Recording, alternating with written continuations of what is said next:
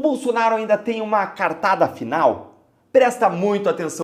Esse momento está mais perto do que nunca. Por isso fica aqui comigo para você entender. Teve um dado também interessante, que o avião que levou a Úrsula e o Antônio Costa à Assunção foi o avião presidencial de Lula.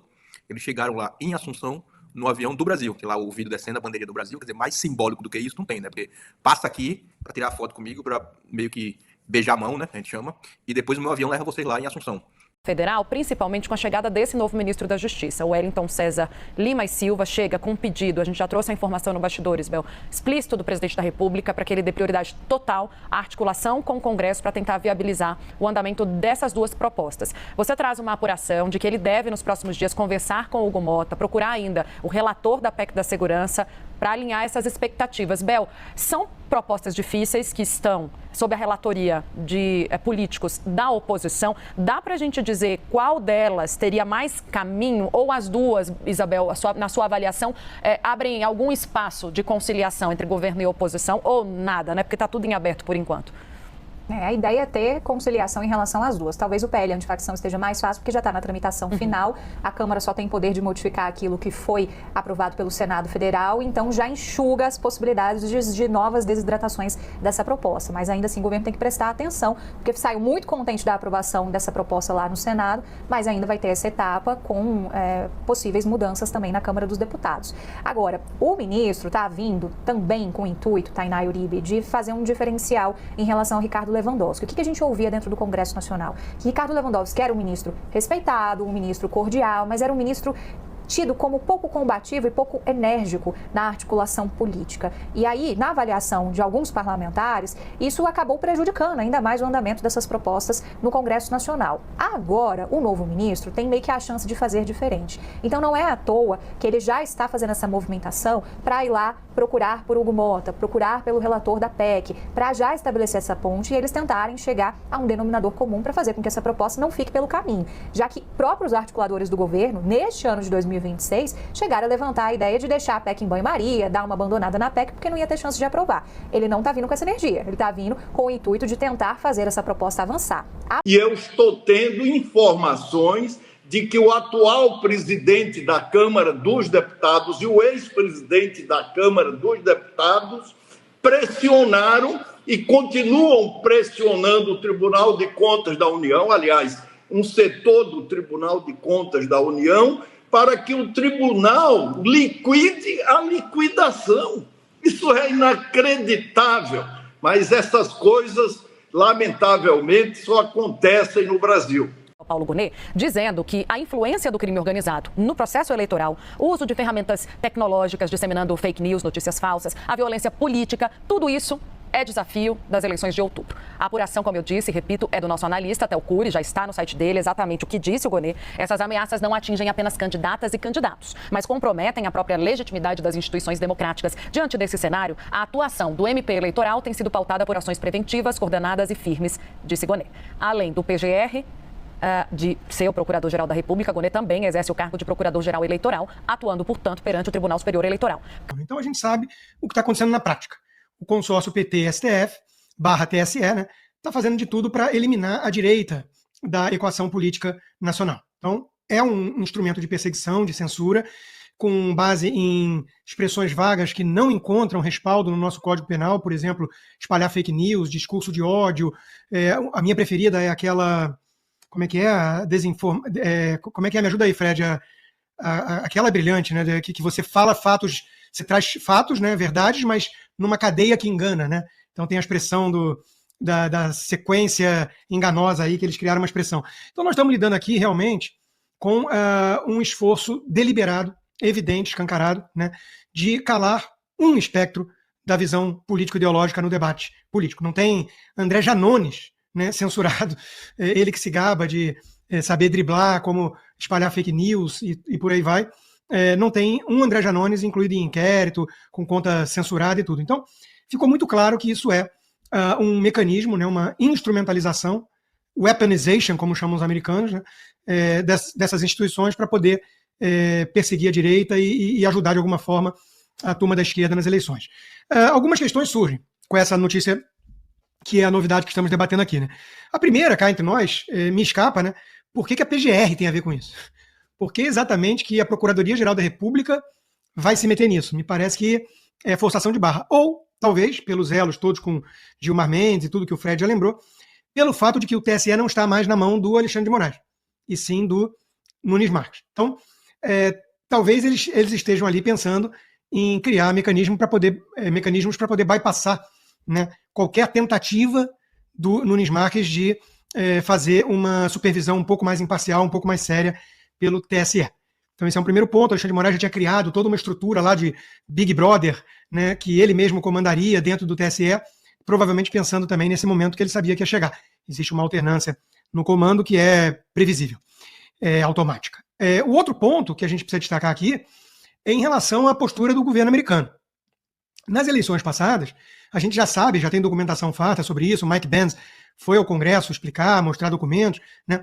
A gente sabe que rolou grana do USAID, que financiou, inclusive, aulinhas do professor Barroso e outros do STF para falar com Felipe Neto e companhia sobre fake news, né? Imagina o nível do troço. Então, mais uma vez, escancarado, com viés político, ideológico, partidário evidente, e usaram essa grana e a pressão do governo Biden, que mandou, inclusive, emissários aí do Pentágono, das Forças Armadas, da CIA, para dar recadinho, né, para o Brasil, de que iam ter que seguir ali um certo roteiro das eleições brasileiras sem muito contestamento, sem contestar, né, os resultados. Então, amarraram as mãos do Jair Bolsonaro e companhia, e isso mudou. Agora nós temos um governo em que pese aí as posturas, digamos, erráticas do Trump em relação ao Brasil, né, convida Lula para conselho em Gaza e elogia, mas não acabou ainda com algumas sanções em relação a ministros, enfim, está acompanhando de perto, né?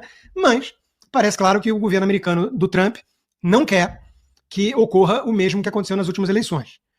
É isso mesmo, essa decisão do ministro Alexandre de Moraes de transferir Jair Bolsonaro da Superintendência da Polícia Federal aqui em Brasília, uma sala de estado maior de 12 metros quadrados, para Papudinha, onde ele tem um espaço maior de 65 metros quadrados, condições melhores, como um sinal de que ele pode sim conceder o benefício da prisão domiciliar humanitária.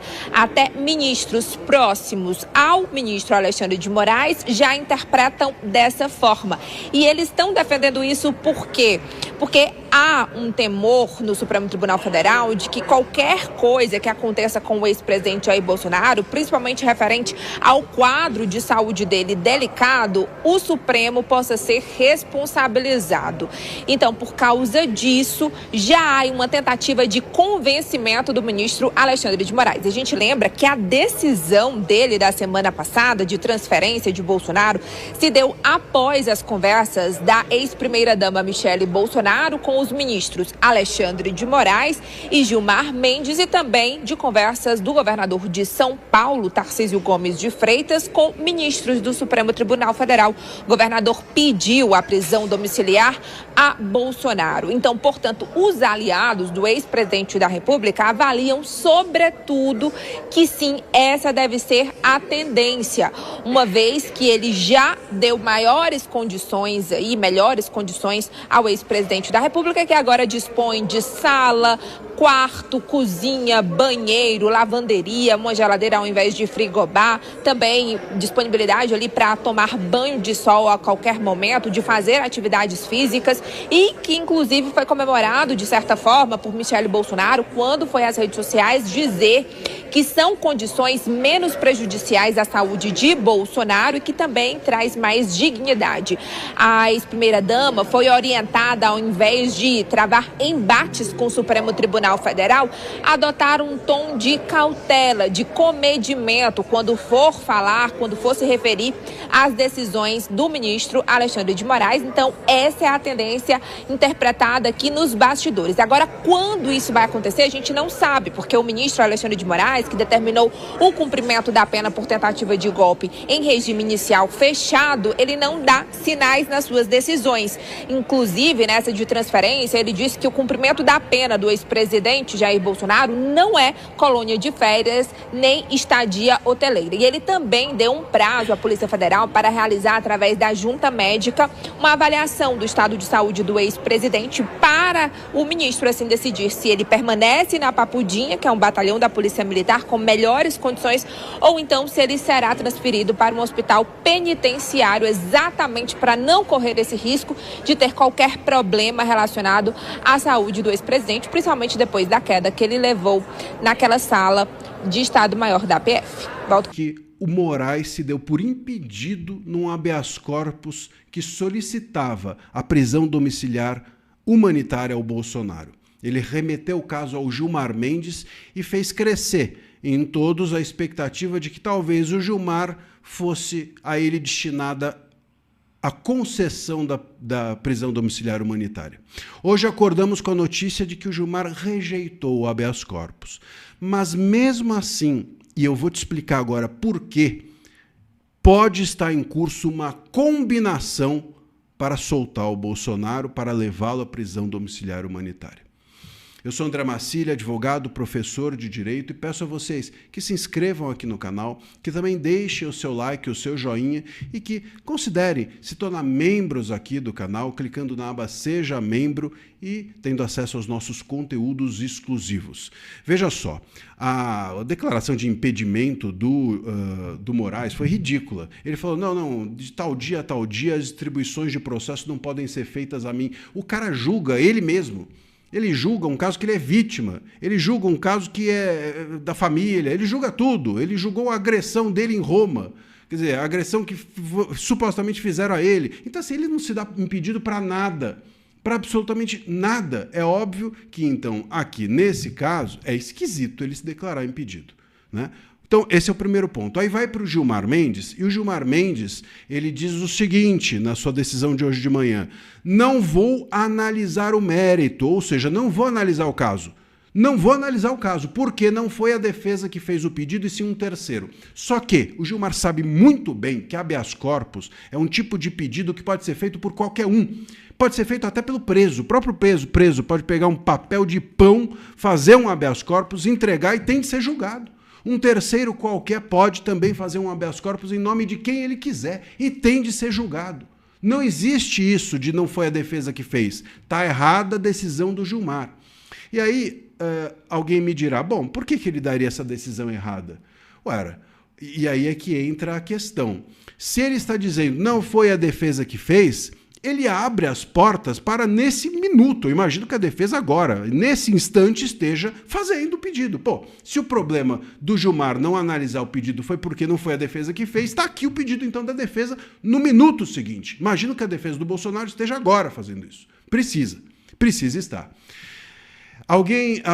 E aí ele vai ter que analisar o mérito, e ao analisar o mérito, o que ele vai fazer? E essa me parece ser a grande descoberta que vamos ter nos próximos dias, ou hoje, ou amanhã, logo, assim que a defesa fizer essa petição. Alguém pode dizer, não, o Moraes ele está apenas buscando o reforço do Gilmar. É como se ele estivesse entregando para o Gilmar isso aí para buscar apoio. Uma espécie de, não sou só eu que estou torturando o Bolsonaro, tem mais gente aqui concordando comigo, então não é tortura por conta disso. É uma decisão da corte, é uma decisão de mais cabeças. Isso pode acontecer. E o Gilmar, a gente sabe que é a cabeça do STF. O Moraes é a caneta e o Gilmar é a cabeça. Então, isso pode ser uma explicação. Só que, nesse caso, por que o Gilmar, então, já não analisou o mérito? E falou, olha, estou aqui analisando e não cabe mesmo. Concordo com o Moraes esteve certo o tempo inteiro. Poderia ter feito isso. Não precisaria abrir a porta para dizer, não vou analisar porque não foi a defesa que fez. Então, se a defesa fizer, ele vai analisar. E aí eu acho que não faria sentido, né, se fosse para rejeitar o pedido, não faria sentido que o Gilmar pedisse que a defesa fizesse mais um pedido. Quer dizer, faça mais um pedido para eu rejeitar o que eu já rejeitei. Se ele pede para a defesa fazer, pode ser que esteja em curso uma concessão de benefício ao Bolsonaro. Pode ser que o Gilmar esteja dizendo: eu quero que a defesa faça porque eu vou conceder. E eu não vou conceder para um terceiro qualquer que fez o pedido. Eu quero conceder para a defesa. Eu quero conceder quando a defesa fizer. Pode ser isso. Vocês entendem? Pode ser. Faz mais sentido isso do que ele pedir que a defesa faça um pedido para ele rejeitar o que ele já rejeitou. Então faria sentido ele pedir que a defesa fizesse para ele conceder. Vamos aguardar. Talvez tenha havido uma combinação que a gente não sabe qual foi, e eles chegaram à conclusão de que não vale a pena matar o Bolsonaro, que vale a pena deixar o Bolsonaro em casa. E com isso, o Moraes está pedindo auxílio para o Gilmar, para que o próprio Moraes não precise conceder algo e se mostrar incoerente. Começar falando do Jair, né? Eu tinha comentado sobre isso, e eu estava esperando, e aí eu vi que o advogado de Bolsonaro até já tinha falado sobre isso. Eu digo para vocês o que foi que ele falou. No final de semana, esperava aí, né, o julgamento de um habeas corpus para ver se Bolsonaro teria o direito à prisão domiciliar. Alexandre de Moraes se declarou impedido. Aí quem recebeu esse habeas corpus? Gilmar Mendes. E o Gilmar rejeitou. Rejeitou sem basicamente entrar no mérito. O advogado de Bolsonaro, Paulo Cunha Bueno, falou o seguinte, que esse habeas corpus, meio que ele entrava para mudar uma decisão do ministro, e enfim, né? Se é legal ou não, se é constitucional ou não, vi que teve assim, uns embates jurídicos. Acho que no Brasil, né, a Suprema Corte Brasileira jamais ia aceitar modificar uma decisão de Dom Pedro III. Então foi negado por isso. Acabou ao fim? Não. O Paulo Cunha Bueno falou que a defesa de Bolsonaro, porque quem entrou com esse habeas corpus não foi a defesa. A defesa está esperando aí agora meio que fazer uma perícia médica em relação à situação de Bolsonaro para, após isso, entrar com um pedido de prisão domiciliar. Vamos esperar para ver. A Yara até coloca, né? Qual a negociação que precisa fechar para conseguir? Né? O que é que Temer prometeu? Sobre essa questão da prisão domiciliar e o próprio Supremo, outro ponto que, conhecendo como é que funciona o Brasil, esquece as leis, que o Brasil, as leis não servem de nada, mas como funciona o Brasil, né? Existe alguma chance, tô vendo aqui agora que meu monitor tá na frente, será que existe alguma chance de algum ministro do Supremo dar uma decisão que vá passar por cima da decisão de outro ministro do Supremo, ainda mais quando esse ministro é o Dom Pedro III? O que eu acho que a turma está esperando é que o Dom Pedro III, ele tenha boa vontade, ou sei lá, fala assim, não, acho que Bolsonaro já sofreu o suficiente, já foi torturado o suficiente, agora eu vou mandar ele para casa. E um dos pontos aí que está entrando na matemática, e acho que até por isso o pessoal estava esperando essa perícia médica, é a saúde de Bolsonaro, que é um problema real, todo mundo sabe disso. Eles não estão com o coração tocados porque eles são bozinhos, porque eles começaram a entender que nenhum ser humano merece, né, ser maltratado dessa forma. O problema não é esse. É uma coisa que a gente já comentou e no final do dia, quase hoje já era quase segunda-feira, a Folha de São Paulo dizia, né? A ala do Supremo passa a defender domiciliar para Bolsonaro e veio da papudinha como passo inicial. Eu tô falando, não é por boa vontade, não é porque o coração amoleceu. A Folha, o integrante do Supremo, do grupo considerado próximo a Moraes, disse que passou a defender que Bolsonaro possa cumprir pena em casa, porque pelo receio do Supremo ser considerado culpado por eventuais complicações na saúde dele. Esse é o temor. Não tem coração amolecido, não tem nada. É o temor de que se acontecer o pior com Bolsonaro, ou as coisas piorarem, isso intensificar ainda mais toda essa onda que vem crescendo na sociedade de insatisfação com a Suprema Corte Brasileira, e isso desague no quê, né? Numa ampla bancada eleita para o Senado, e a partir de 2027, né, pode criar problemas e dores de cabeça para a turma aí do Monte Olimpo. É só isso daí. Ninguém está preocupado com o Bolsonaro. Essa turma aí, por eles aí, Bolsonaro sofre mesmo. Acho que eles até ficam felizes de verem Bolsonaro sofrendo. Aí a mesma Folha de São Paulo, ao longo do final de semana, publicou o seguinte: a cela de Bolsonaro na Papudinha é maior que 83% dos apartamentos novos em São Paulo. O tamanho médio de novos imóveis é de 42 metros quadrados, enquanto a prisão do ex-presidente na Papulinha tem 65 metros quadrados. Apartamento do mesmo tamanho na região central custa cerca de R$1 milhão. Aí a Thalita comenta, né? Mídia cínica e vagabunda. Eles não informam, eles manipulam. Porque você poderia fazer essa crítica até de outra forma, né? Porque em tese aqui, você poderia estar fazendo uma crítica ao problema habitacional que o país vive. Mas obviamente que o interesse não é esse. Senão não tinham colocado lá o nome de Bolsonaro. Aí o Brown diz, né? Podia ser maior que o castelo de Windsor. Bolsonaro foi preso injustamente pelo golpe de Taubaté. Tanto que o Tassun Toco até comenta, né? Isso diz muito mais sobre a tragédia da regulação e planejamento urbano do Brasil do que privilégios do Bolsonaro. Não tem nada a ver de privilégio nem nada. A pessoa está sendo presa de forma ilegal, de forma inconstitucional. Existe um problema habitacional do Brasil, esse problema deveria estar sendo debatido. Não tentar usar Bolsonaro para lacrar em cima de um problema. Mas vamos lá. Eu tinha comentado sobre isso daqui por alto, mas eu tenho esse problema. É quase toque, né? Fico nervoso. Falar alguma coisa e não poder mostrar. Eu tinha comentado aí que o Sakamoto tinha ficado chateado. Que por mais que a imprensa tente destruir Bolsonaro todos os dias, Bolsonaro é bem visto por mais de 41% dos brasileiros. Mesmo na pesquisa da Genial Quest, o instituto mais petista do país. Aí tá ali a Pri, né? O UOL assustado com a força de Bolsonaro, Sakamoto. O que surpreende é Bolsonaro ter 41% de imagem positiva, que vai além do bolsonarismo. Isso mostra a resiliência do poder de fogo de Bolsonaro na sociedade. E é por isso que Flávio Bolsonaro está tão bem nas pesquisas. Veja só. O que surpreende é que o Bolsonaro tenha 41% de imagem positiva, porque isso aqui é além do que você tem do bolsonarismo raiz e, inclusive, além daquele montante da direita não bolsonarista, né? Isso mostra, é claro, não só é um retrato da polarização, né? Mas também é um retrato da resiliência do poder de fogo do bolsonarismo em meio à sociedade. Então, isso, é claro, que é um ativo que é por isso, inclusive, que Flávio Bolsonaro está tão bem nas pesquisas, né? Flávio Bolsonaro, desculpa usar o termo, pode parecer pejorativo, não é, mas tecnicamente não é ninguém na fila do pão, né? Ele é o filho de Jair Bolsonaro. Ele é senador da República, né? Já foi deputado estadual, tem uma carreira política consolidada, gostando ou não dele. Mas ele é o filho de Jair, né? Ele é o primogênito do Messias, né? Então, do Jair Messias. Então, no final das contas, é isso. O Bolsonaro está transferindo para Flávio parte desses 41%, né? Desse pessoal que acha que ele não é, que ele é um cara legal, etc e tal. Aí, né? Porque eu coloquei isso daqui aqui, não mais pra frente, que até a gente vai falar das críticas de algumas pessoas aí falando que Bolsonaro sequestrou a direita, que a direita não é o Bolsonaro, que Bolsonaro tem que ir embora. Como se Bolsonaro não tivesse apoio popular, né?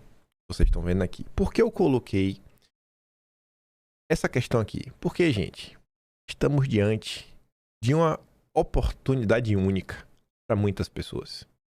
Muitas pessoas mesmo. A gente vai falar sobre isso ao longo do vídeo. Mas eu até já adianto uma coisa. O Lula está numa situação que a própria imprensa diz que não dá para reeditar a frente ampla de 2022.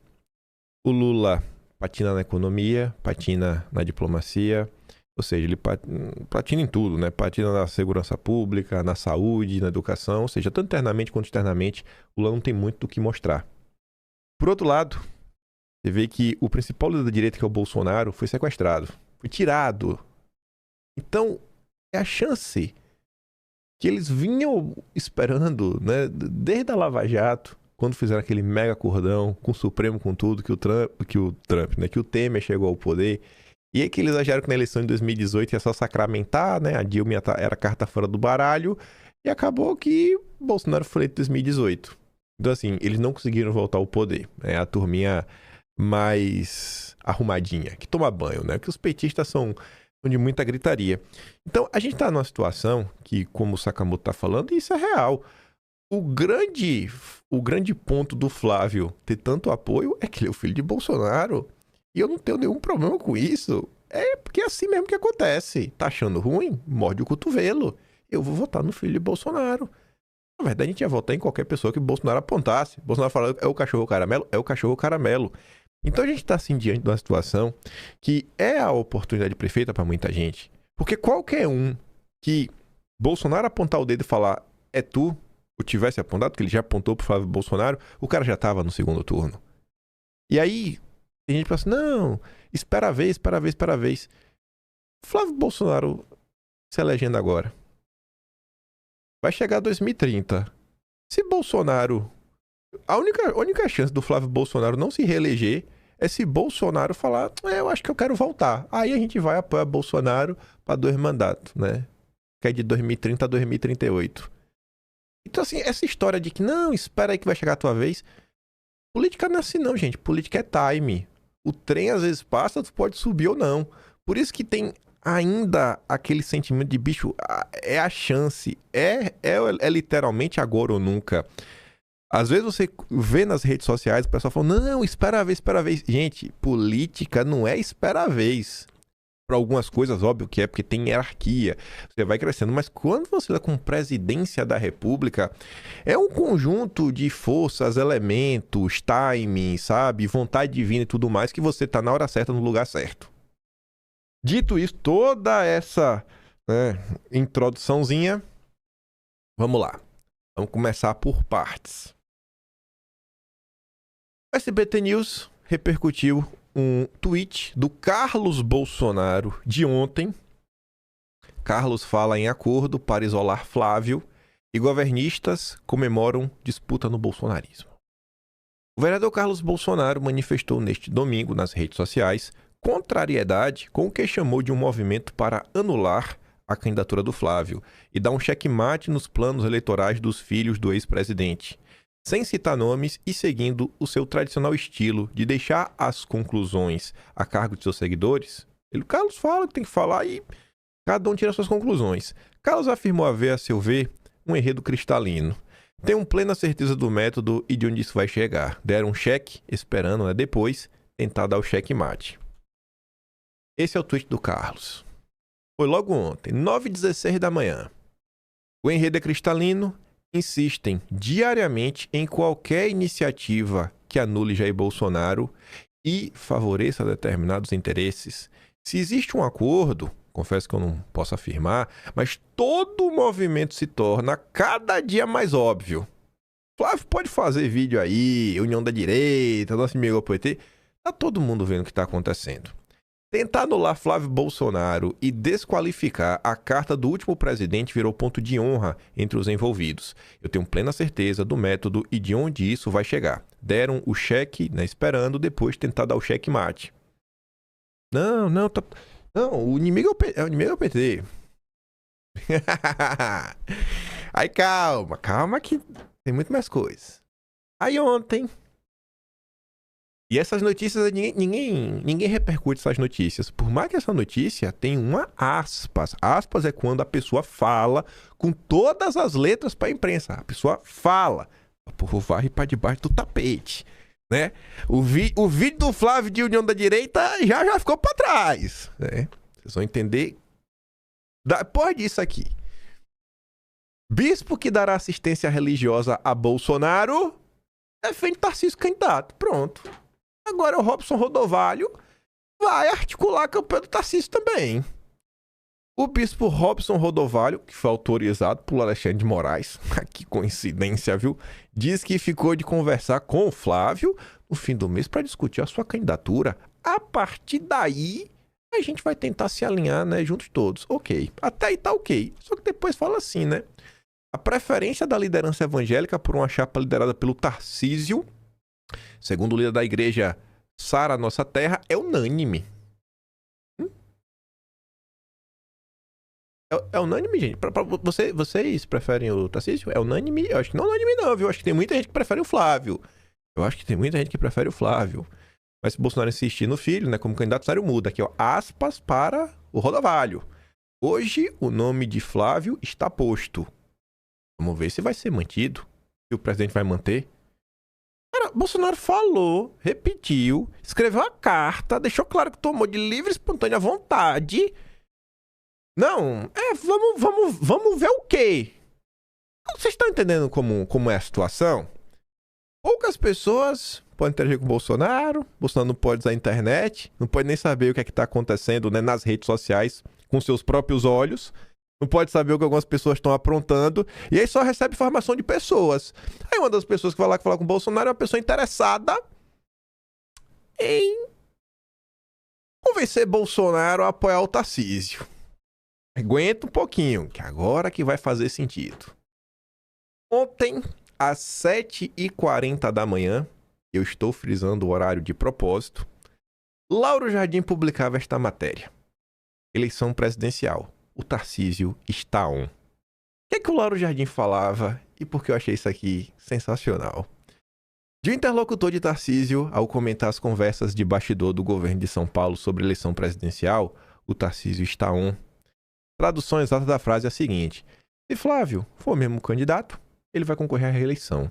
Mas se não, né? Desculpa, mas ele não se furtará a continuar conversando, né, sobre a possibilidade. Para, se for o caso, entrar em campo aos 45 minutos do segundo tempo. E olha essas duas últimas linhas, que é que mais falam nesta nota.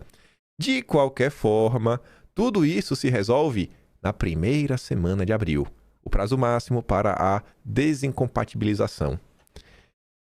Qual foi basicamente o tema central no meu vídeo de ontem? 76 dias. Hoje são 75. Eu li 75 dias. Toda essa gritaria acaba. Não tem mais o que fazer. Essas pessoas estão desesperadas. Eles só possuem 75 dias hoje. Você vê que... Eu até botei essa imagem aqui, né?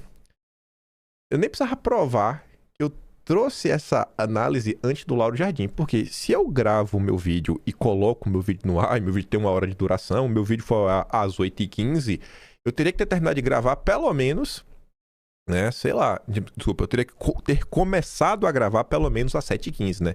Eu começava às 7h15, na verdade meu vídeo acho que não teve 1 hora e quase 1h10. Então eu teria começado às 7 da manhã, terminado quase 8h15 e botado no ar, que não leva só 5 minutos. Então, eu falei o que eu falei antes do Lauro Jardim. E o que eu quero falar com isso? Falo pra vocês, eu escuto muita coisa, né? Todos os dias chegam informações. Eu tô batendo na tecla 76 dias.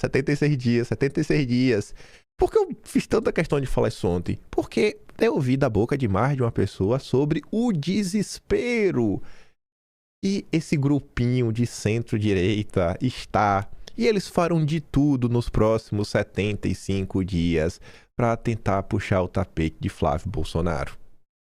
Aí você pode achar que existe na direita, que o PT é o maior dos inimigos, que o Flávio... Você acha que você quiser, irmão. Se você quiser. Você vai juntando aí, sabe, os pontos. Sei lá, não sou porta-voz do Carlos Bolsonaro.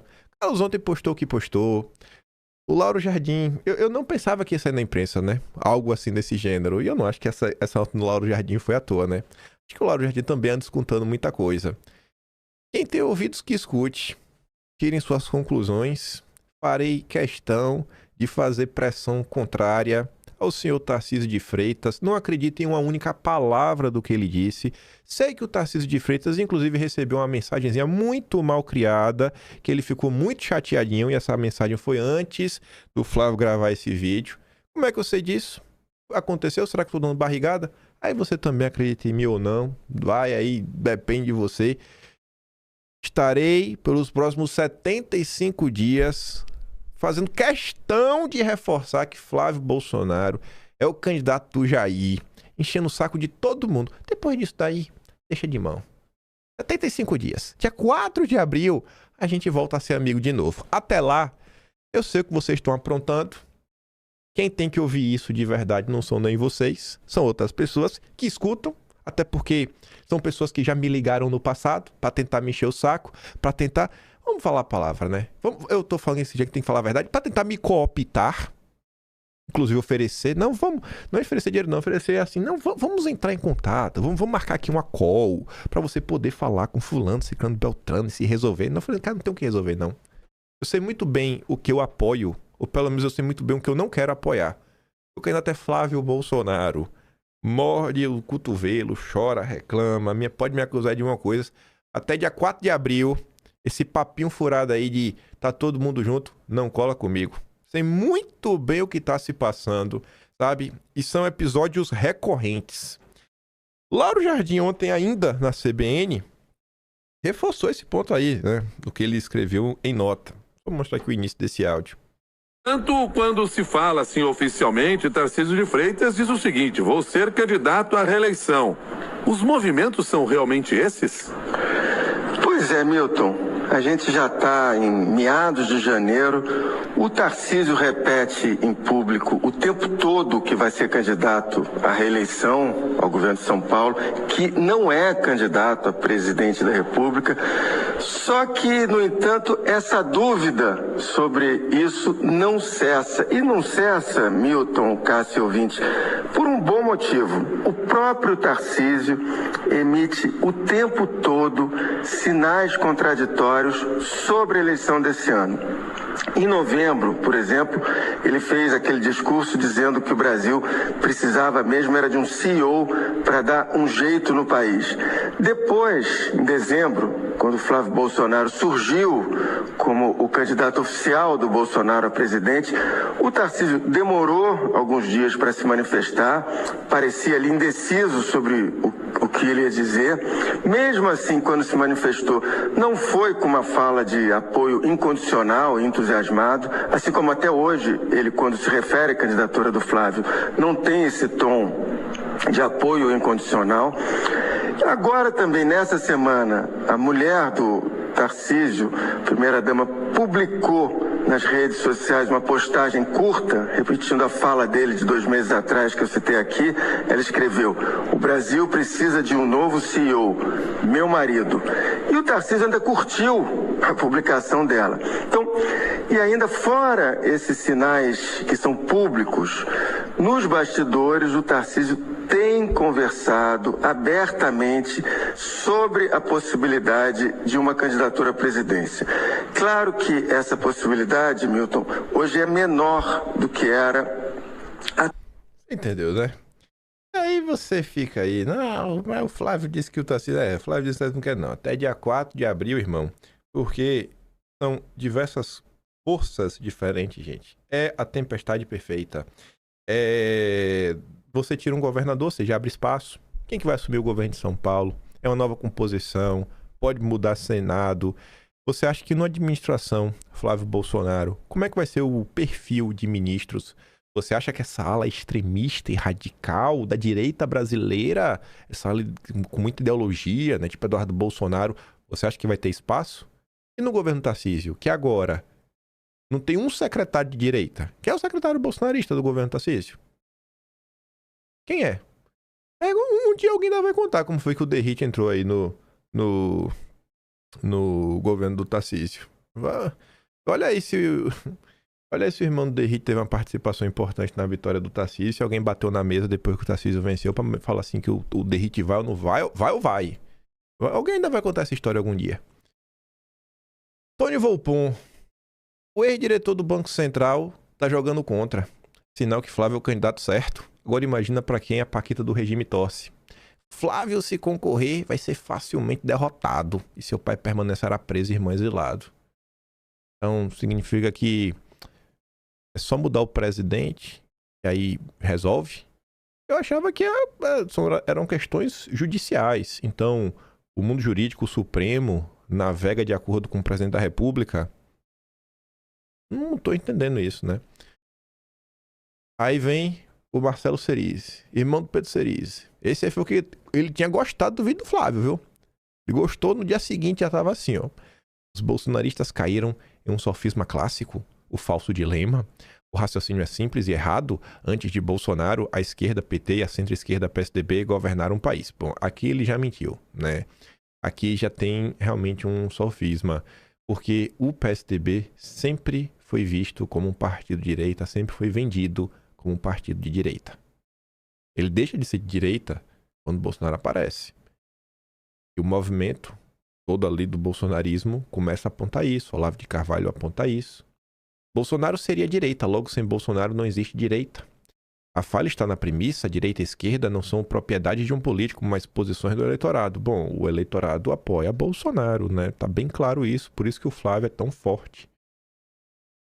Candidatos ocupam espaços porque há demanda, não porque criam o espectro político. Rapaz, assim, e até ok se você quiser falar isso, mas e quem se define como bolsonarista? Eu me defino como bolsonarista, eu nem faço questão de direita mais, eu sou bolsonarista só. E aí? É culto a personalidade? É isso mesmo. Vai reclamar, morde o cotovelo. Bolsonaro não criou a direita, ele ocupou um vácuo e depois tentou se apropriar dele, usando a máquina de propaganda para destruir qualquer alternativa que surgisse no mesmo campo. É mesmo? Quem foi que o Bolsonaro destruiu com a máquina de propaganda? Sérgio Moro? Foi o Bolsonaro que destruiu ou o Moro que só destruiu? Que direita é essa do Sérgio Moro? A que trabalha pro Valfrido Vardi? O advogado do Daniel Vorcaro, do Banco Master? É? Essa que é a direita? Quem mais que Bolsonaro destruiu? João Amoedo? É mesmo? Quem mais? Quem foi as opções que Bolsonaro destruiu? Joyce Hasselmann? Os Weintraub? Renato 38? Hoje a ala bolsonarista tenta vender a ideia de que Bolsonaro é a direita. Esse é o erro central. A direita nasce no eleitor, não no político. Assim como vem acontecendo ao redor do mundo, o eleitor se cansou da esquerda e está migrando para a direita. Isso considera conselho Bolsonaro. Pois a gente vai falar ao redor do mundo, porque teve eleição em Portugal. A direita que o Marcelo Ceres defende é sem direita. Partido Social-Democrata. Perdeu, né? O cara da extrema direita, o André Ventura. É que coisa, né? Tem várias direitas, mas a direita que o povo gosta é a extrema direita. Não é assim que eles falam?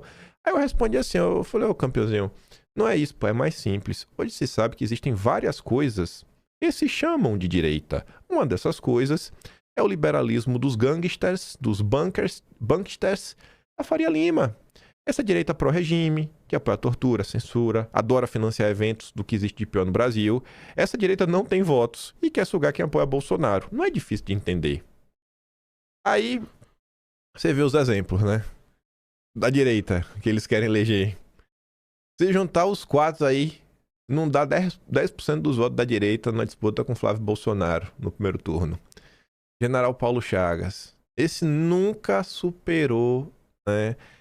Eu não sei, o fato de não ter conseguido algum carguinho, algum prestígio, tentou se eleger em 2018, ainda recebeu apoio de Bolsonaro, mas não conseguiu, aí ficou revoltado com a vida. Aí, eu já tinha visto essa postagem, aí calhou que a Tsuki estava sendo atacada no Twitch. Pra mim isso aqui é ataque, né? Pra mim isso aqui não é crítica, não. Quando você chega pra uma menina falar analfabeta funcional, lunática e emocionada, realmente o lunática, né? Analfabeta funcional você pode falar, não, ainda pode, talvez seja aí uma descrição da realidade, mostra mais chama de lunático. Acho que isso aqui é ataque, não é crítica. Aí Tsuki fala assim, né? Analfabeta, enfim, lunática e emocionada. Esse é o tipo de comentário que me faz rir, porque responde nada com nada. Mas também é o tipo de perfil que agora bate palmas para o vídeo do Flávio, que eu entendo, mas não concordo. Quando o pedido de união é direcionado apenas a um lado e que está sendo usado maliciosamente e com cortes contra todos os que o defenderam desde o início. Aí você vê o tipo de pessoa, né? Que agora está aplaudindo o Flávio. 23 de março de 2025, compartilhando lá o Paulo Chagas, que diz: Bolsonaro é covarde, permitiu a ditadura do Supremo e do PT. É triste olhar para trás e ver o quanto eu fui um otário. Foram tantos visionários que xinguei por acreditar no minto. Não é o caso desse frouxo aí, Paulo Chagas, mas muitos sábios afirmaram o que ele afirma com razão. A única coisa que me consola é que não possuímos todas as informações de bastidores e muitos que a possuíam silenciavam com medo do cancelamento promovido pelo bolsonarismo leproso, o gabinete do ódio. Não é que era verdade? Essas são as pessoas que estavam usando o vídeo do Flávio para tentar dar um cala-boca e quem tá mostrando, né, os sonhos da turminha que elegeu o Tarcísio. É esse aqui, né? André Guedes. Se essa turma retomar o poder no dia 1, mobilizarão um aparato estatal para caçar e ir atrás de desafetos em busca de vingança, como já tentaram no mandato passado, e que se dane Estado de Direito, garantias legais e direitos humanos. Alguém duvida disso? Vocês acham mesmo que o Bolsonaro vai fazer isso?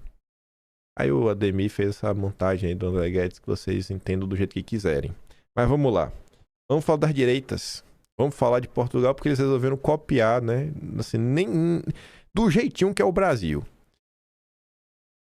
André Ventura está no segundo turno. Pela primeira vez, um candidato de direita no segundo turno. ele tá para presidente, né? Que não é, acho que nem o que ele gostaria mesmo. Porque em Portugal o presidente é um negócio mais decorativo. Tem um poder? Óbvio que tem um poder. É o líder, né? Tá ali, faz muita coisa. Mas é uma coisa muito mais celebrativa do que você ser o primeiro-ministro. Um primeiro-ministro como Montenegro, esse sim tem muito mais poder. Mas enfim, a posição é importantíssima. Ser presidente, ainda que você não tenha todos os poderes, ainda assim é importantíssimo. Fé em Deus aí o André Ventura vai levar. Só que veja só. Veja esses 3 parágrafos. Socialista e líder da extrema-direita vão disputar segundo turno em Portugal. Subtítulo. É a primeira vez em 4 décadas que o país não vê eleição presidencial se definida em um só turno. Em 4 décadas. Em 40 anos isso não acontecia. Número recorde de candidaturas pulverizou votos. Aí tá ali. Luís Marques Mendes, PSD, sigla do presidente atual, não manifestou apoio a nenhum dos 2 adversários assegurados no segundo turno. Esse aí estava tentando disputar para ser presidente, né? Esse é o Tarcísio deles, é a sem-direita. Luiz Montenegro, presidente do PSD, que é primeiro-ministro, disse que a legenda vai permanecer neutra. Assim como no Brasil você tinha o Lula e Bolsonaro. A sem-direita, os isentões, ele vai ficar neutro. Pelo menos não pregou voto nulo, né? A imprensa portuguesa, após o fechamento das urnas, a Ventura afirmou que a direita ganhou as eleições, uma vez que os candidatos desse campo político têm mais votos do que os da esquerda, e que por isso ele tem maior chance de vencer o segundo turno. Ele afirmou que vai trabalhar para agregar a direita até 8 de fevereiro. É preciso que os outros protagonistas digam se querem um socialista ou se querem o líder da direita. A luta com o socialismo vai começar agora na segunda volta, declarou ele. O cara tem que pedir. O cara tem que pedir ainda pela união da direita. É igual o Flávio, tendo que pedir. Aí temos aqui o comentário. Esse Afonso Gonçalves, ele é português, você vê pelo sotaque. Ele vai fazer aqui uma breve análise que se aplica ao Brasil. E o Brau fala, né? Isentão favorece a esquerda em qualquer lugar do mundo. André Ventura acaba de passar à segunda volta das presidenciais contra António José Seguro. A esquerda já anunciou que vai votar massivamente e apoiar o candidato António José Seguro. Enquanto isso, quando temos uma clara segunda volta entre direita e esquerda, sistema e antissistema, continuação do status quo ou mudança, a direita anuncia por Luís Montenegro que não vai apoiar nenhum dos candidatos e agora fica a questão para a IEL e para o CDS se preferem que um esquerdista socialista chegue à presidência da República ou se preferem apoiar André Ventura. A esquerda já se uniu toda, como fazem sempre nos momentos importantes, porque no fundo todos estão unidos contra a direita. E este é o grande problema da direita, que nos momentos certos não sabe unir-se contra a esquerda. Algumas pessoas dirão que é cobardia, outras pessoas dirão que é hipocrisia, outras pessoas dirão que é fraqueza ou falta de estratégia. Eu acredito que não se deve a nenhuma dessas razões. A única razão pela qual o PSD, IEL e CDS não anunciam nem vão anunciar o apoio a André Ventura não é por estratégia nem jogo político, é apenas porque são iguais à esquerda e por isso não querem alguém de direita e anti-sistema a presidente da República. Partilha o vídeo para acordar Portugal. Eles não querem um antissistema. Eles são sistema. É a mesma coisa do Brasil, gente. Esse comentário parece muito, né? E descreve muito bem o Brasil. Esse outro aqui é ainda melhor. O Pedro dos Santos Frazão também é português. Aqui é a CNN de Portugal. Primeiro, escuta o texto. Hoje, gostem ou não, André Ventura é já o líder da direita em Portugal. Alguns insistem em atribuir derrotas sucessivas a André Ventura. Outros apressam-se a dizer que já chegou ao limite, né? Ao seu limite máximo. Bateu o teto. Erram todos. Apesar do ruído, André Ventura continua a expandir o seu eleitorado. Continua a crescer onde outros definham.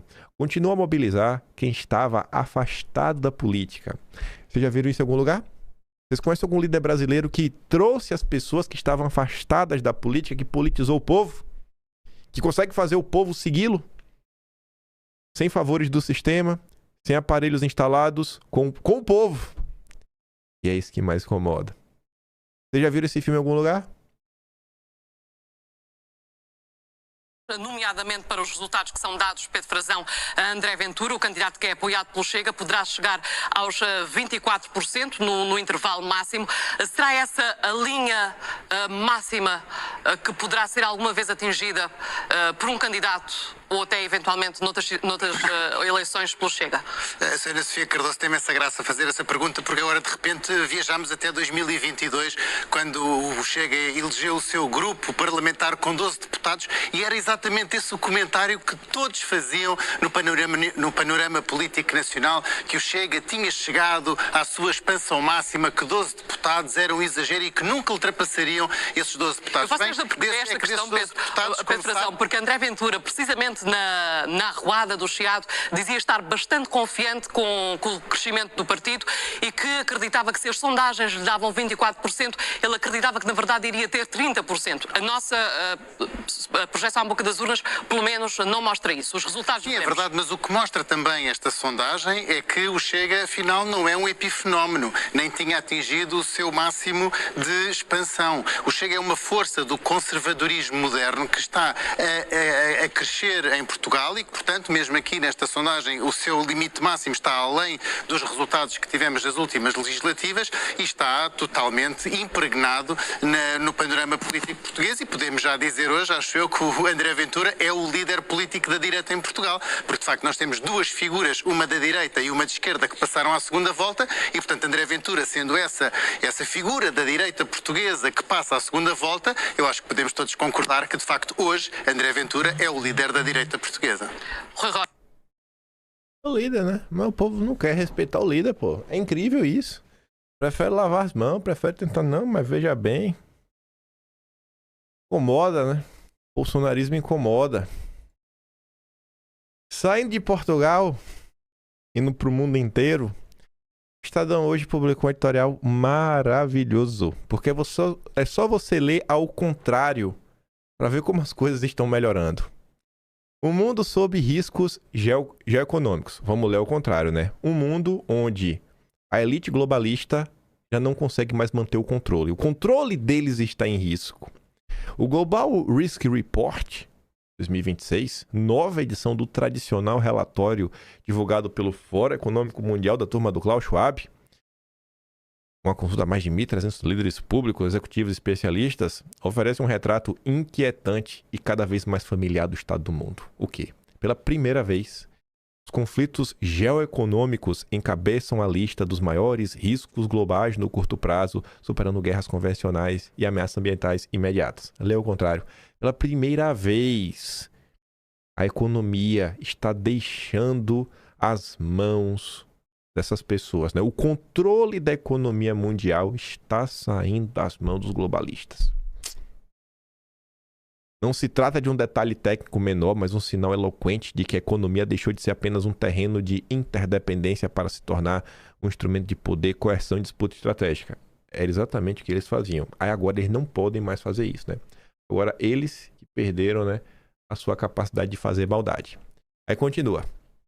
Porém, uma tensão evidente entre diagnóstico e realidade. O documento insiste corretamente, um negócio aqui, onde é que é? Na necessidade de quê? Cooperação internacional, responsabilidade compartilhada e diálogo multilateral como únicas respostas viáveis a riscos que não respeitam fronteiras. Tradução, né? Organismos multilaterais e tudo mais são esses organismos, essas instituições que eles criaram para sobrepujar a soberania das nações. Então a única forma é mais globalismo. A única forma de tentar parar o que está acontecendo é mais globalismo. O movimento globalista tem que se unir em todos os países que forem possíveis para tentar parar essa mudança que vem ocorrendo no mundo. Grandes potências estão empenhadas em assegurar e expandir suas esferas de influência, recorrendo cada vez mais a instrumentos econômicos, comerciais e tecnológicos como armas geopolíticas. Sempre foi assim, só que eles que controlavam.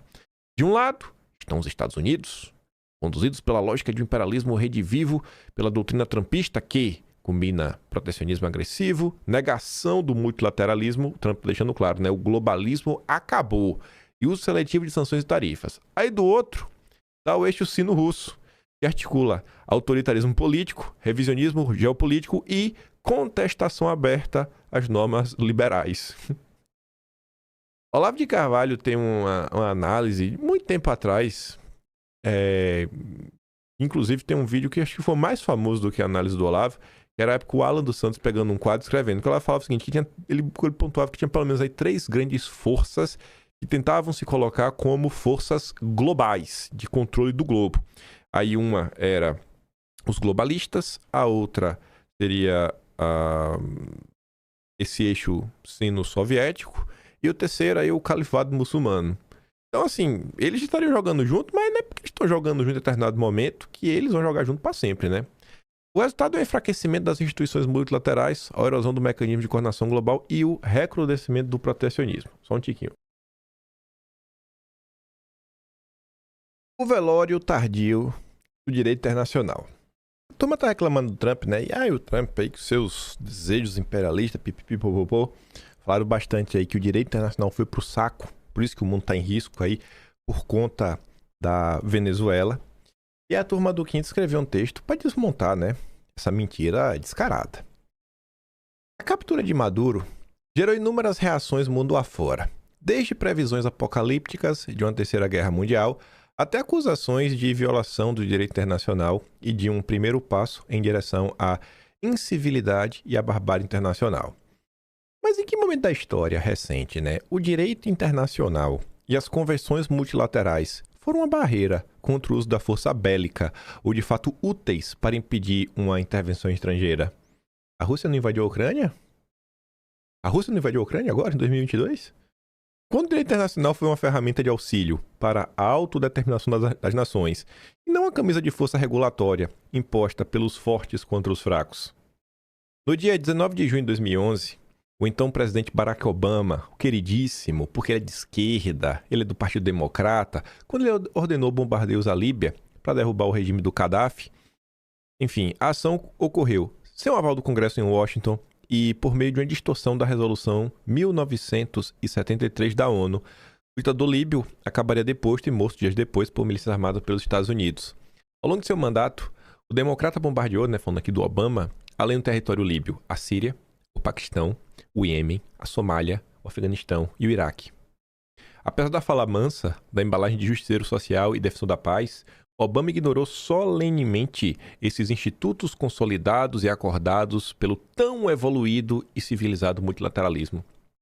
E ninguém falou nada na época. Tu lembra de alguém falando que o Obama não respeita o direito internacional? O problema é o Trump, porque ele foi atrás do Maduro. Isso sem mencionar as intervenções da guerra ao terror de Bush, ou mesmo a terceirização quase completa do Serviço de Inteligência dos Estados Unidos.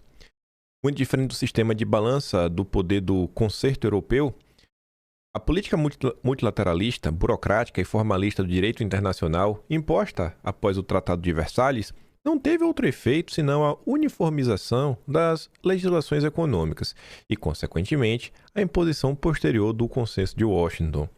O direito internacional, reorganizado no pós-Versalhes, após a destruição do concerto europeu ao fim da Primeira Guerra Mundial, não aboliu a guerra, nem sequer criou impeditivos para o uso de meios bélicos. A Segunda Guerra Mundial veio décadas depois, após o Tratado de Versalhes e a criação da Liga das Nações. E, pelo contrário, né, transformou-se em condição permanente ao substituir a ideia de conflito limitado entre Estados por uma moralização do inimigo e uma lógica de punição contínua, na qual a violência legítima passa a ser apresentada como polícia contra o culpado. Basicamente, a fundação da Liga das Nações e o germe do multilateralismo, eles não trouxeram paz, mas apagaram os limites formais que reduziam os danos em guerras e tornavam claros os acordos de paz. Na tentativa de neutralizar a política do concerto europeu, os fundadores da Liga das Nações criaram dispositivos de ataque coletivo, sujeitando o uso da força da aliança da Liga, né, a um conselho. Nesse processo de neutralização, o conceito de país beligerante e de país pacífico foi apagado, assim como de zona de conflito e de espaço neutro. O resultado foi uma nova guerra mundial décadas depois. E após esta guerra, um mundo que vive sob estado de exceção e sob um paradigma de conflito constante. Como é que está o mundo nos últimos 100 anos? Como 100 anos, né? Nos últimos 50 anos, teve um período de paz? O Brasil parece que está, né, vivendo um período de paz. E a gente não está no ponto que muita gente questiona, cara, o que a gente vai fazer para solucionar isso daqui sem uma ajuda externa? Diante da ação limpa da equipe de Trump, que capturou com vida, né, o narcoterrorista Maduro, pode-se considerar que o direito internacional foi desrespeitado justamente nesse caso? Não estão atrasadas as trombetas escatológicas dos analistas que nos vêm a caminho da barbárie da guerra? Ou não está atrasado o rito fúnebre do direito internacional? Aí tá ali, ó. A maioria aprova a ação militar dos Estados Unidos na Venezuela e critica a postura de Lula contrária ao conflito. Essa pesquisa é do Brasil. A maior parte dos brasileiros acha que é certo mesmo, tem que derrubar o Maduro. Porque é simplesmente o bom senso. É o bom senso. O que essas pessoas precisam fazer é destruir o bom senso. Porque o que eles pregam é maluquice. Eles querem manter um governo louco, autoritário, que faça o que for desde que eles estejam no poder. Se eles estiverem no poder, eles só reclamam. Por quê? Porque não vai que entra em um antissistema. O problema é um antissistema. A Renato fala assim, né? Metade dos brasileiros aceita a remoção de um ditador, mesmo com interferência externa. E isso não tem a ver com entusiasmo por intervenção. Tem a ver com cansaço, de não aguentar mais. Cansaço da violência que cresce, do crime que se organiza, que atravessa as fronteiras e se instala, enquanto certos regimes ainda são tratados como abstração diplomática. Os Estados Unidos enquadraram a Venezuela não como disputa ideológica, mas como um Estado capturado por redes de crime organizado, transnacional, tráfico e lavagem de dinheiro. A intervenção foi apresentada menos como um gesto político e mais como contenção de uma engrenagem criminosa regional. No Brasil, só o bolsonarismo defende a queda de ditadores de forma direta, sem maquiagem discursiva, sem mais, porém, entretanto, todavia. Não vamos dourar a pílula. Ao condenar a ação, Lula não adotou a posição neutra, fez uma escolha política clara e ela está em desacordo com o mundo do país. O Trump pegou o Maduro, derrubou o regime. A gente já falou diversas razões, né, que foram dadas ao longo dos últimos tempos, até mesmo a imprensa. O Mário Sabino escreve sobre isso, né? Primeiro ele achou um absurdo, depois falou, não, peraí, realmente tem alguns pontos a ser levados em consideração.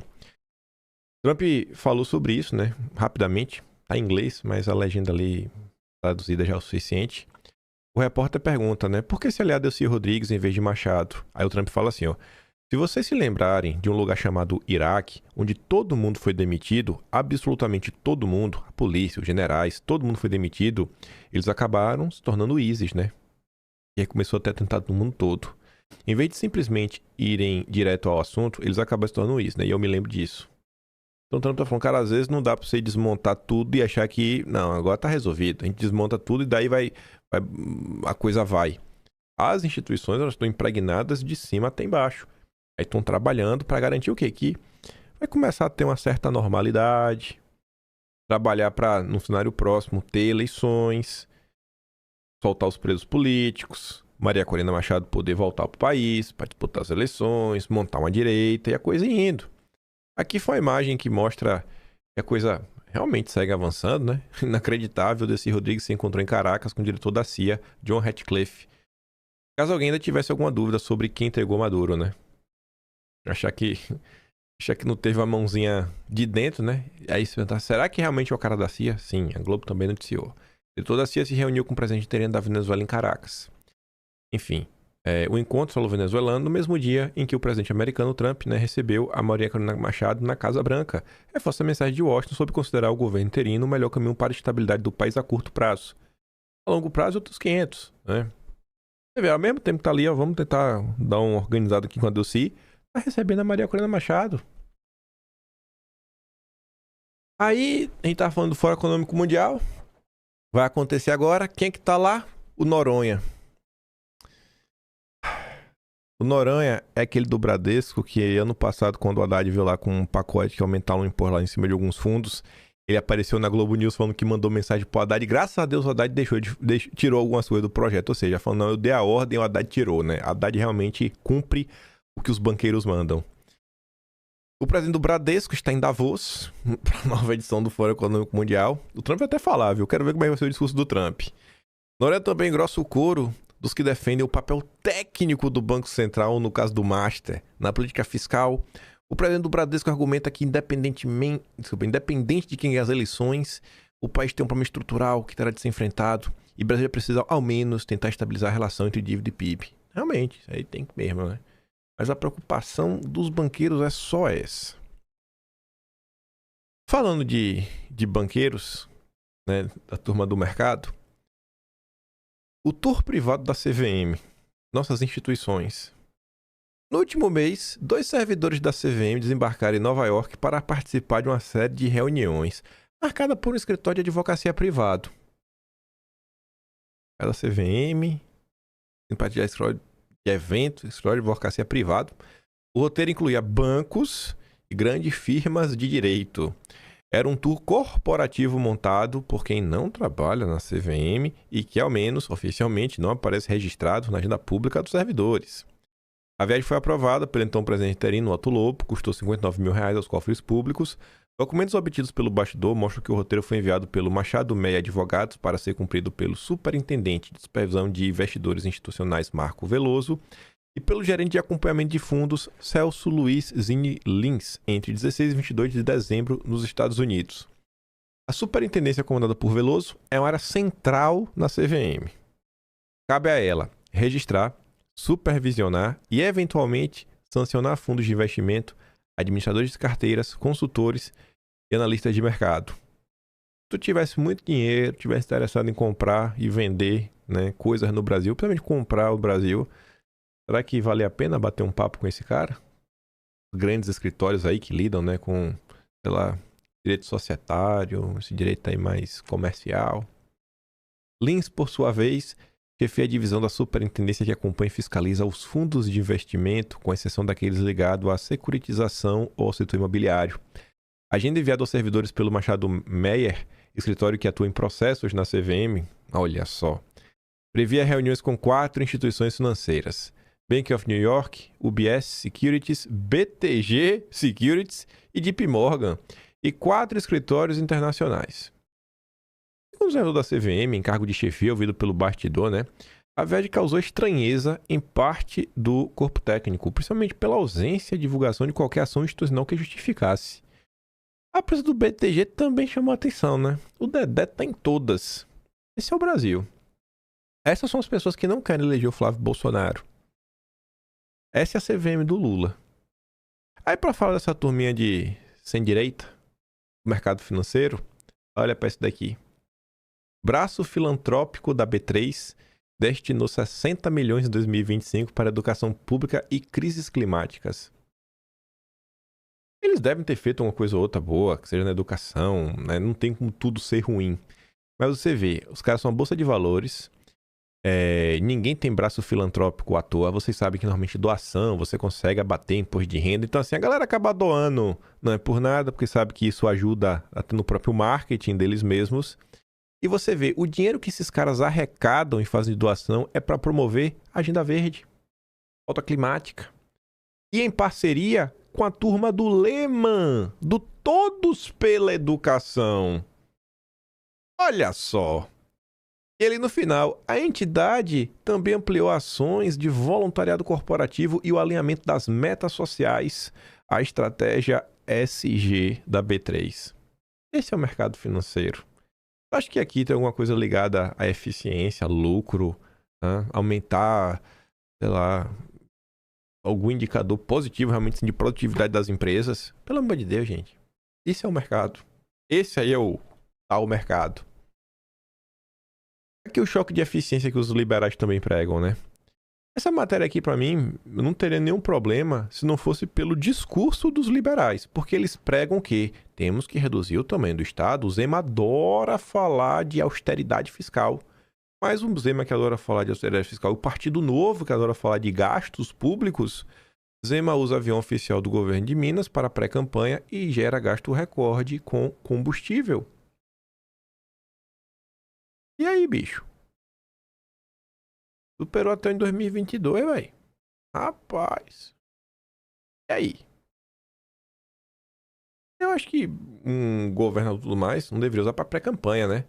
Mas enfim, usa aí, roda o Estado, vai lá entregar a hora, mas... Cadê o discurso liberal? De corte de gastos. De enxugamento da máquina. O que ele quer enxugar?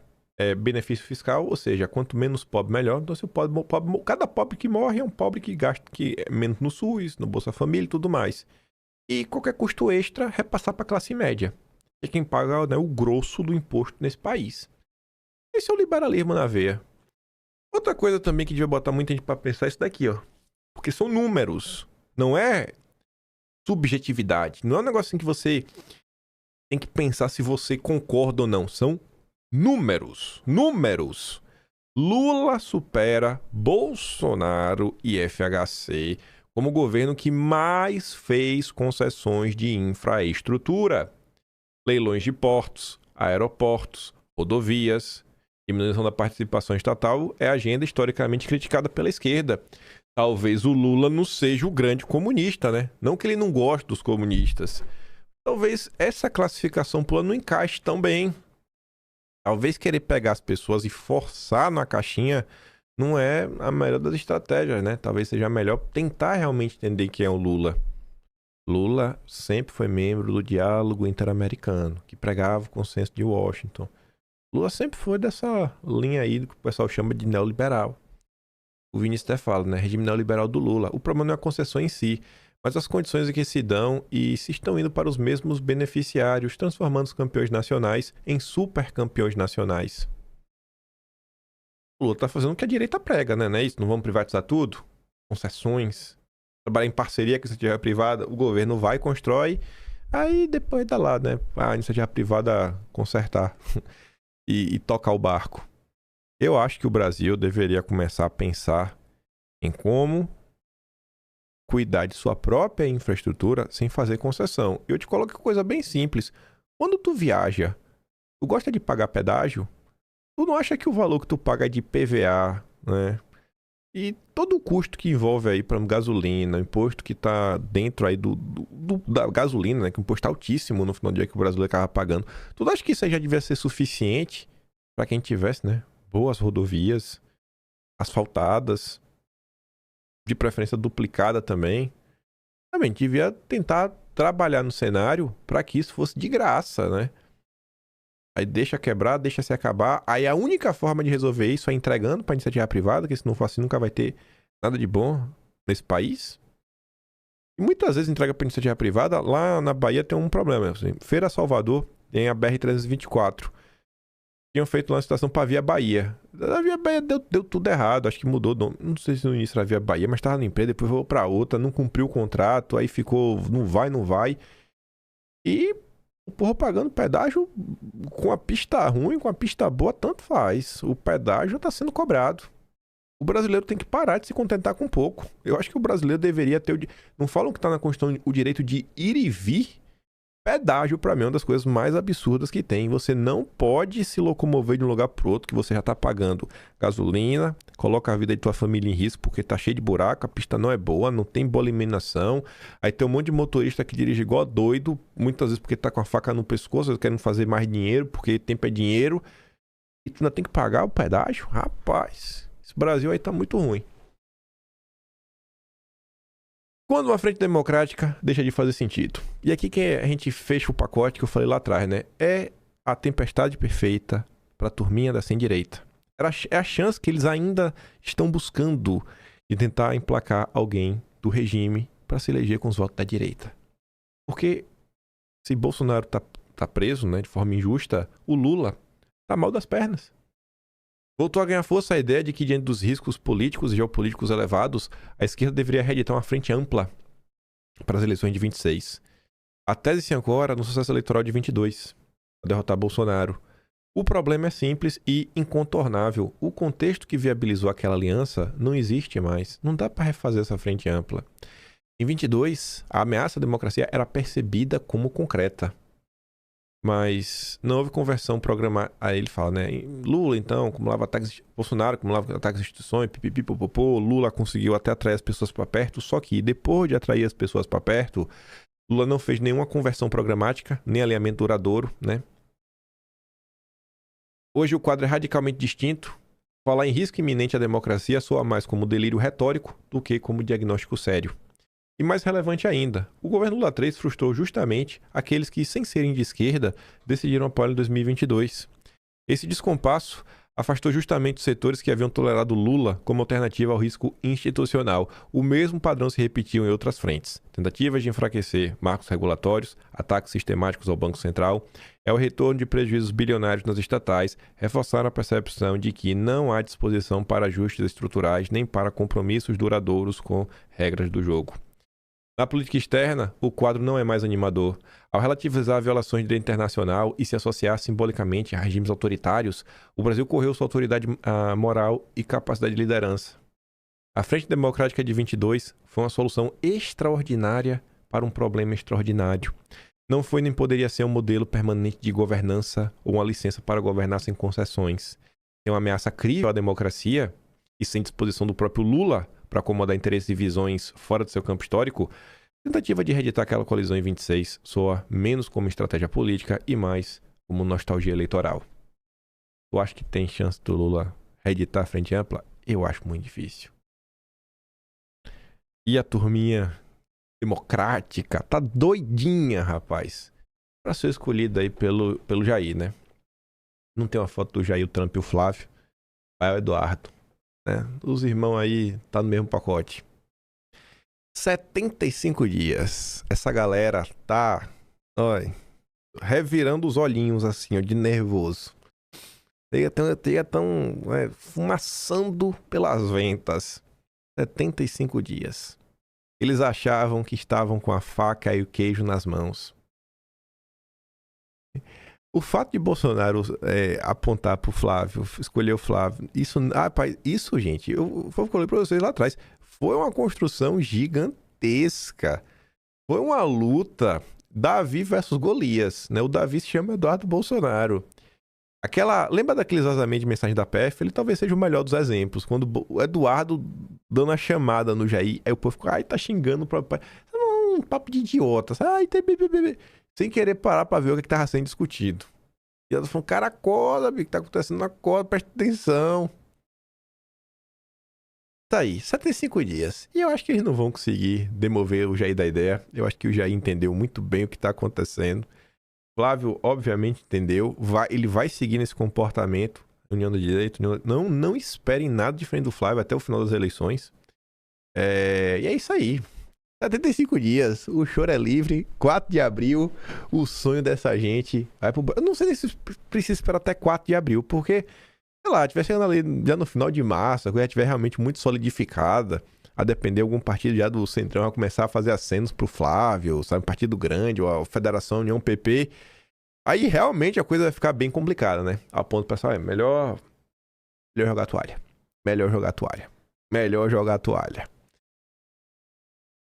Eu fico por aqui. Vou mandar aquele vídeo do Sakamoto lá no Telegram. Se gosta do meu trabalhinho, que você já um pouco mais, pode ser membro do canal, tem um botão de valeu, tem um Patreon na descrição e tem o Atlas Brasileiro, impai.com.br, onde tudo isso daqui está sendo registrado e mais algumas coisas que não cabem em vídeo. Vejo vocês amanhã e fiquem com aquele grande beijo, abraço, tamo juntos. Valeu, meus amigos. Fui!